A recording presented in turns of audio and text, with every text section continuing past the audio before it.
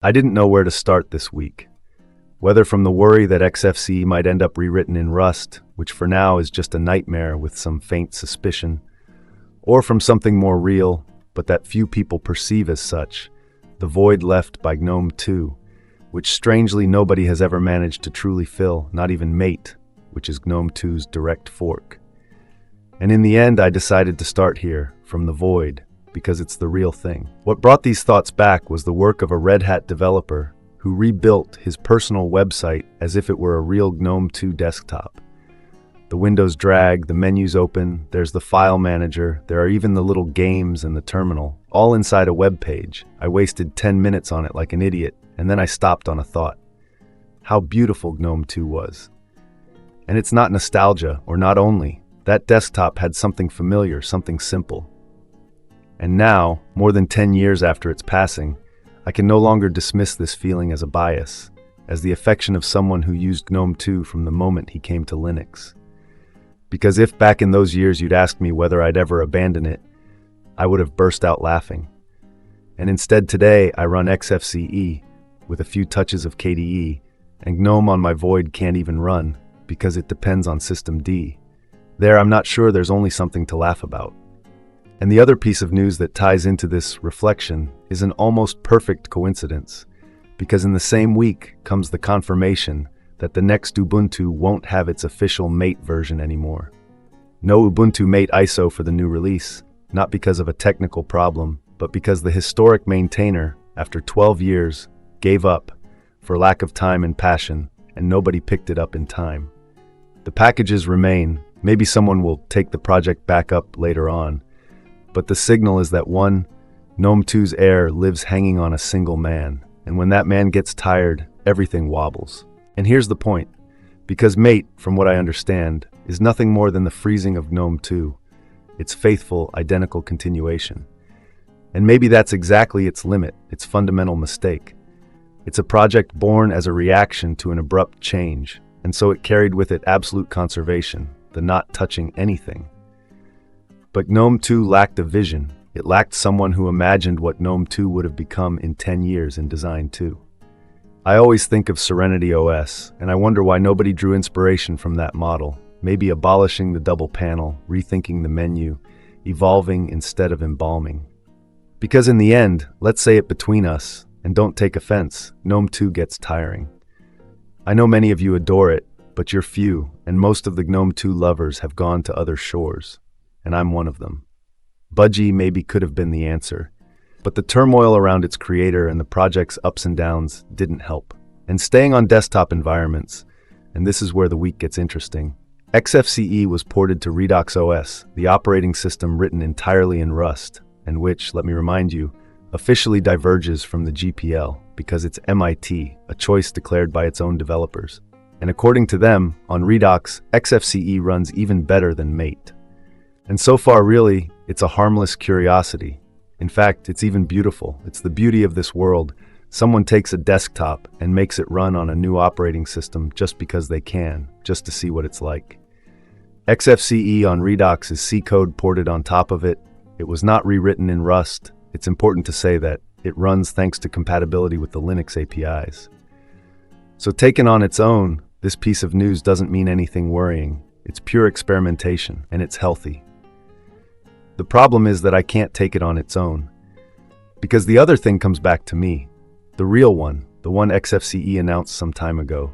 That is that the new graphics server for Wayland they're developing, their compositor, they'll write it in Rust. And it's precisely from there that the association is born. That's the detail that made the connection click for me. Because then, in my head, the two things touched, XFCE setting foot on an all-Rust world, Redox and XFCE deciding to rewrite a piece of its heart, the compositor, again in Rust. One is a porting done by an outsider, the other is their own choice, official, but they go in the same direction, and it's that direction that put the fear in me. And I want to be honest with you, because it's something I always try to do. This is only a fear. I have no solid basis to say that XFCE will be rewritten in Rust. There's no announcement, no changelog, nothing. It's an association, and it was born on its own, almost without my noticing, from that compositor in Rust. But it was born. And when a fear comes to you like that, naturally without your looking for it, maybe it's not proof of anything, but it's the signal that something in the air has changed, that a direction has become so normal that it makes you dread the next step before anyone has even announced it. And so instead of just keeping it to myself, I preferred to reason about it out loud with you and figure out whether this fear has a foundation or whether it's just me.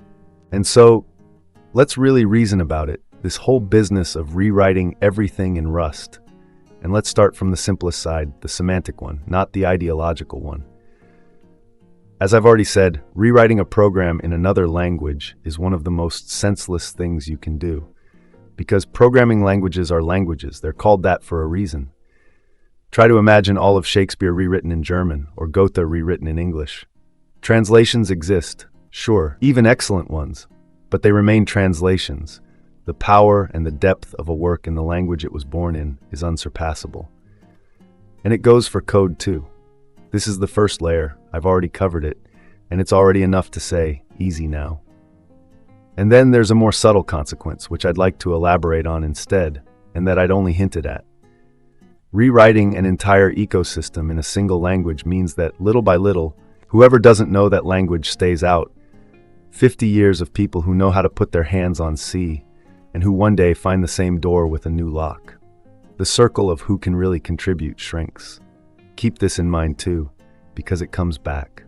But it doesn't end here, there's a layer even further down, and it's the one closest to my heart because it's not a matter of taste, it's a matter of license. And here I want to be precise because it's exactly the point where people confuse everything. Let's start from a fact. XFCE is GPL, Redox OS is MIT, and it's not an administrative detail, they're two opposite philosophies. The GPL is copyleft. It means that if you take that code and modify it, you have to give the modifications back. You're obliged to keep it open. MIT, no. MIT is permissive. It means that anyone can take that code, close it inside a proprietary product, and not give you anything back. They just have to write your name in a credits file. One guarantees you freedom, the other grants it to you, and they're two very different things. And here comes the point about Rust, and stay with me, because it's not what you think. The problem isn't that Rust forces a license on you, that's false. In Rust, you can write GPL code. It exists, the Linux kernel with Rust instays GPL. So whoever tells you that Rust kills the GPL is saying something foolish, and I don't tell foolish things. The problem is another one. It's the gravity of the ecosystem. The Rust compiler is MIT and Apache. The standard library is MIT and Apache. And the project's official guidelines say one precise thing in black and white, that a permissive library should depend only on permissive libraries. Because the license of the dependencies propagates, it conditions what you can do with it. Translated, if you want to live comfortably in the Rust universe, where the libraries are, where the community is, where everything is, the downhill road is the permissive license. Nobody imposes it on you, but everything pushes you there. And they say it themselves, the developers, no problem, we use MIT or Apache simply because the compiler and the standard library use them. And it's easier to follow the standard than to sit down and study the subtleties of licenses there. It's easier. And that's how a whole world shifts, not by a decree, but because one direction is downhill and the other is uphill.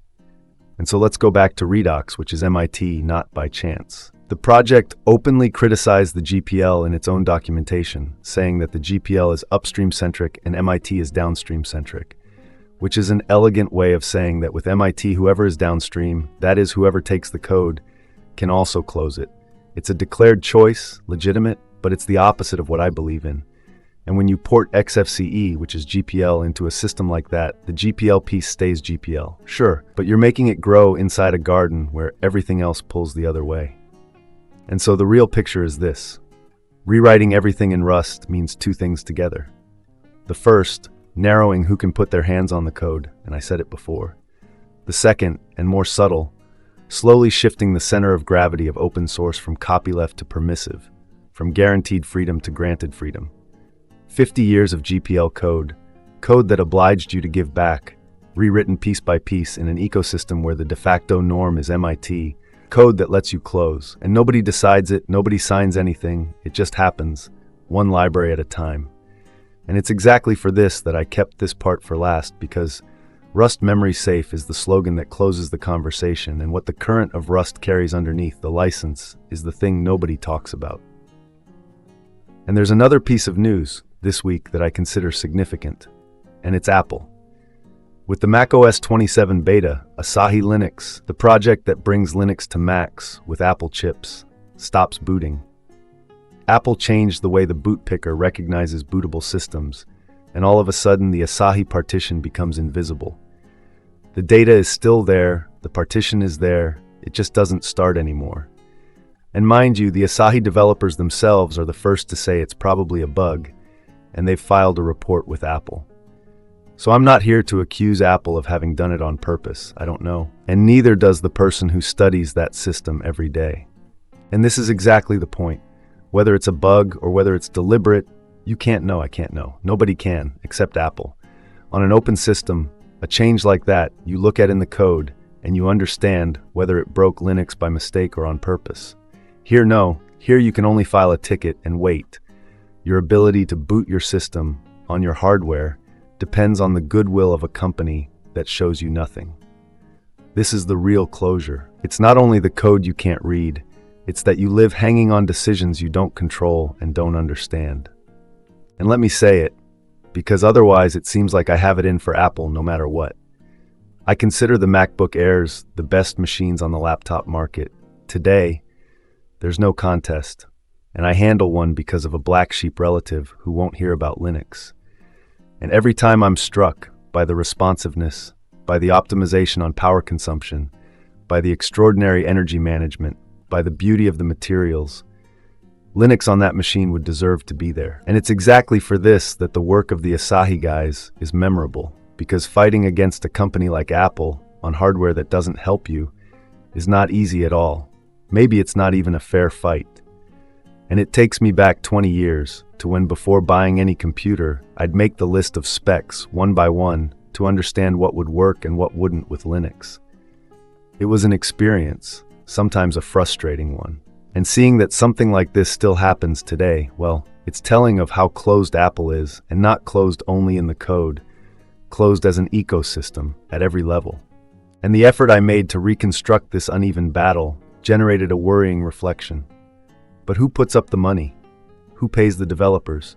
Who pays for the servers? Who pays for the hours of development? Who pays that excellent mind that sits down to write or to redistribute wisely for the community? Yes, our world, the one where everyone looks at only one side of the coin, download the ISO, has another side too that nobody ever wants to face, almost as if it were a dogma. The economic model. I wonder whether it's still possible to accept and go on with this mentality of must be free conceived as must be free of charge. And I think the time has come when either we break this dogma or we go on as a niche of amateur projects cared for in spare time with those little phrases written at the bottom. It's your responsibility. We guarantee nothing. Yes, because to have modern systems, reliable, tested at scale, at infrastructure level, it takes enormous human effort. It's not enough to just produce the ISO. But who pays? The reason these projects don't exist is precisely that they're not profitable. Profitable in the sense that whoever makes them can't live off it, has to do something else. And if they do something else, they can't dedicate themselves full-time to what they should to make it professional. We have to all be honest, this mentality doesn't hold up anymore. In fact, I find it a great lack of respect for an ecosystem that gives much, much more than it receives from its users. Users who often pay Microsoft, Apple, Meta, Amazon, and stay silent. Absurd, isn't it? Donations are just a hypocritical gesture, a way to wash our conscience and justify that, well, we donated. Someone will think there's a deep contradiction in my words. Me of all people, who attacked Zorin OS so harshly, now wielding with force the critique of the economic model of open source projects. Absurd, right? It's not absurd at all. It's that people aren't able to navigate multiple categories of thought. They reason by labels. Against Zorin OS equals radical nerd, against any form of earning in open source, and against commercialization. It's not like that at all. That's not how the world works. And that's not how deep critical thinking works. My critique of Zorin OS is about how that money is asked for, not about it being asked for at all. I myself have celebrated, and I keep celebrating, and I'm a happy participant in the premium payment model offered by Hyperland. Serious, honest, transparent. And I'd be perfectly happy if one day Void Linux on its download page told me, here, this ISO isn't free of charge at all. It's free in the code, sure, but it's not free of charge. So if you want to download it, here, pay. We deserve to be paid for the work we do. You want to write in our forum? Pay. Otherwise, just read. It's free, open, but I'd go even further. I'd base open source projects themselves on community economic models, based on the annual or monthly payment of their own members, of the users, of the people who use them. The truth is that everyone is afraid to do it. It's an ignorant dogma, period. And take Hyperland, which I just mentioned. Hyperland manages to sustain itself, yes, but why? Because it became globally popular, universally recognized as one of the most cutting-edge projects around, one of those things everyone wants to try that show up in every screenshot. But how many potential Hyperlands are out there, dying before they even reach maturity, before making a name big enough to afford asking for anything?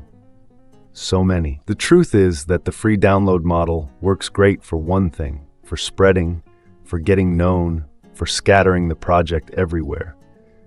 But then when the bill comes due, when you try to pull some money out of what you've built, you find yourself in front of an unscalable wall. Because you've got everyone used to the idea that it was free for years, and going back is almost impossible. And it's not me telling you, it's not Utux giving you his impression. It's the numbers. From a serious survey by Tidelift, it comes out that 60% of open source maintainers describe themselves as unpaid hobbyists, unpaid. And only 13% say they live fully or largely off what they do. 13%. All the rest, the software that runs the world, is held up by people in the scraps of their free time. And when I say it runs the world, it's not rhetoric. Over 95% of the code out there rests on open source components. Any given application uses more than 500 of them on average. And of those who write and maintain all this stuff, 86% don't get paid. Let me repeat that to you. The entire digital world rests on a foundation, and that foundation is held up for free, in spare time, by people who then have another job in the evening. And you know what the figure that should keep you up at night is? That almost 95% of open source projects stop being maintained after a year. After a year. They're born, someone pours their soul into them, and then they die, because that person can't afford to keep going, because donations don't pay the rent, because they have to go back to the real job. And meanwhile, we download the ISO. And donations, which everyone cites as if they were the solution, they're not, and again, the numbers say so. The donation model rewards only the already famous projects, the ones with a big name, exactly like Hyperland, and leaves all the others to die. And it loads onto the maintainer the stress of begging for new donors and of living on an income that wobbles every month. And the only ones who could really pay, the companies that build their revenue on open source, don't do it.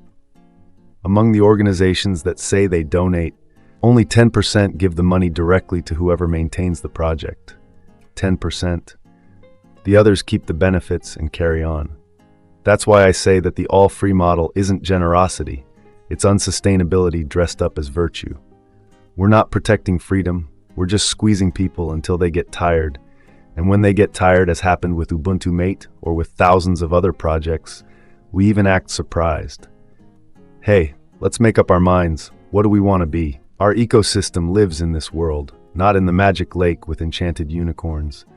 Whoever writes our code, whoever carries the projects forward, has to live, has to have money, and to have money you have to be paid for what you do. So there are two roads. Either we keep going with the free download and we hold on to this wobbling world made of maintainers who disappear, of bugs undiscovered or unfixed, of half-baked projects, and of corporations that meanwhile keep getting more and more powerful, or we start paying those who work for us, for our freedom, for our digital future. It's called awareness, it's called respect, it's called gratitude. So much for free to download.